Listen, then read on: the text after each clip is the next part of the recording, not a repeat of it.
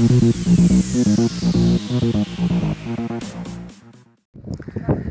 afternoon, everyone. Welcome to the COP27, and this is Kalyani here.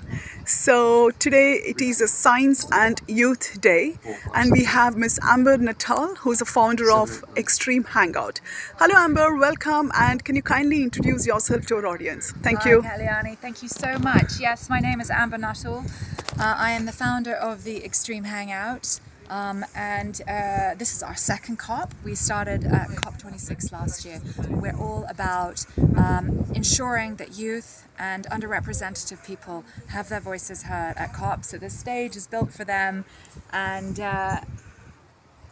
we have decided to go for the creation of an area which feels very different from the main blue zones and green zones, so that people know that they can come here and within the environment have different conversations, touch on some of the pressing subjects which are perhaps sit more uncomfortably within the main COP. We are so excited. We've had many youth attending with us over the last few days. Today is the Youth Day at COP. We are about to embark on a loss and damage panel, which is being moderated by the fabulous movie director Craig Gleason, who did the Ocean Plastics film, and his latest, The Last Glacier, is about to come out now.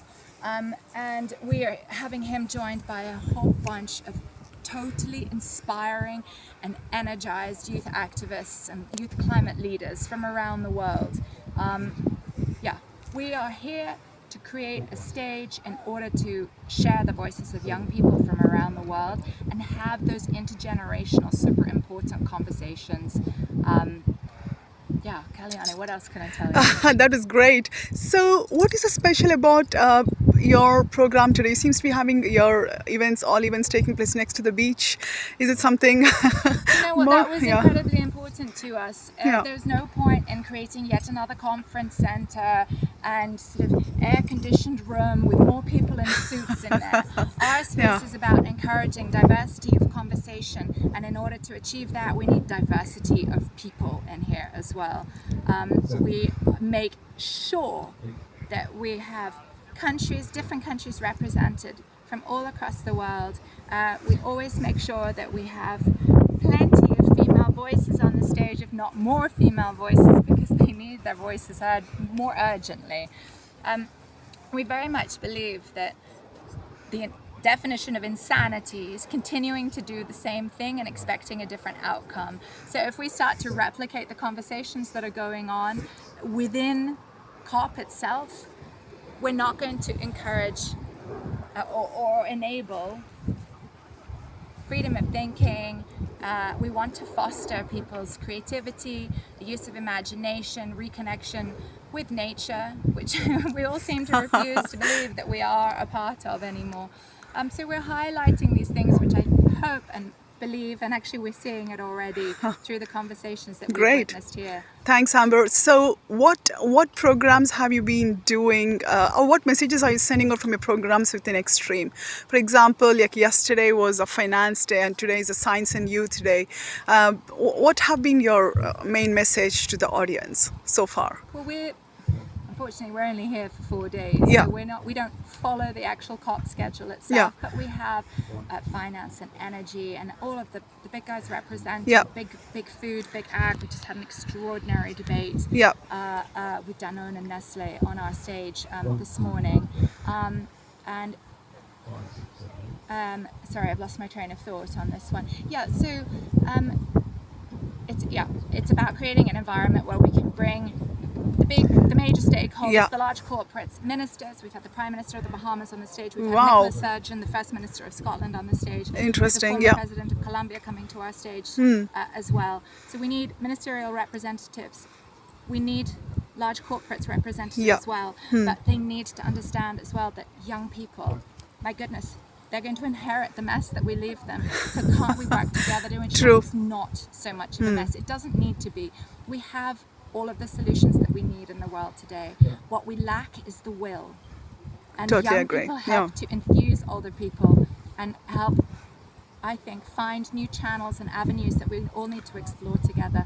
But we all believe that it's incredibly important to have young people's voices at the table. Definitely. Thank you so much, Amber. And my next question would be, we are heading towards COP28 next year. And then where do you think the main, the outcomes will be from this COP27? I mean, compared to COP26 to now to 27 and obviously to 28 next year in Dubai. Where do you think the major, There's certainly been a shift and addressing loss and damage is finally on the COP agenda.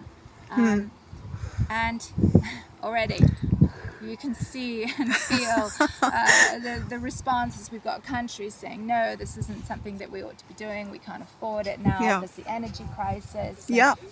Inflation, hearing Exactly. My answer to that is we can't afford not to. We all need to collaborate and work together. And historic abuses and extractions, of course, without compensating. I mean, that's not the way we bring our children up. I mean, let's just go back to basic values here. And I think corporates need to have a look at their value change as well, and really look internally too to see what they can be doing more of. Because the sorry answer is they're not doing enough right now. I know they're trying and they say, yes, well, we also need governments to pass policies so there's a level playing field. Life isn't a level playing field. We need leaders right now. We need to see courage and we need to see bravery. And what are we teaching our young people if we are not able to step forward? That is why we're an extreme and adventure sports business. I mean, what are we doing here? One may ask. But we're all about action.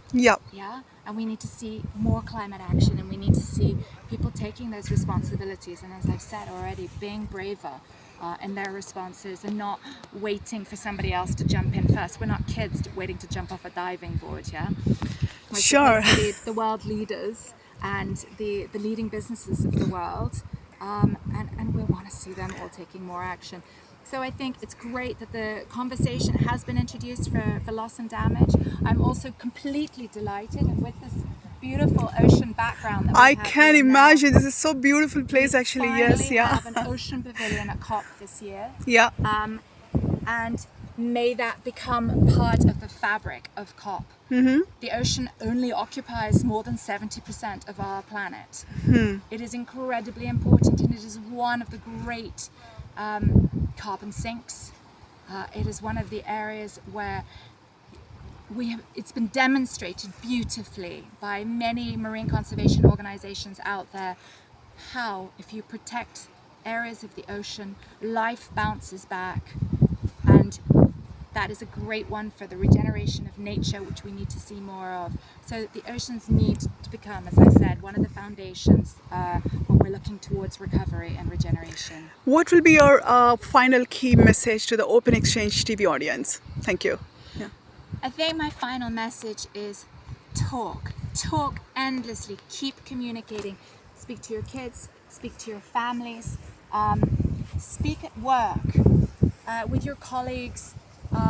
We all need to educate each other. We all need to learn and inspired from each other. And don't ever be put off by opposing ideas. We have too much polarization in the world today. Just keep the conversation going. When you are up against it in a conversation with somebody, go back to where you feel that you're on level ground together and explore different avenues, because that is how we can foster change and ultimately the regeneration of our planet for future generations. Thank you so much, Amber. Thanks a lot for your valuable time, and good luck for your rest of the day and other events within Extreme, and hopefully we'll catch up again soon. Thank you. Take care. Thank Bye. you.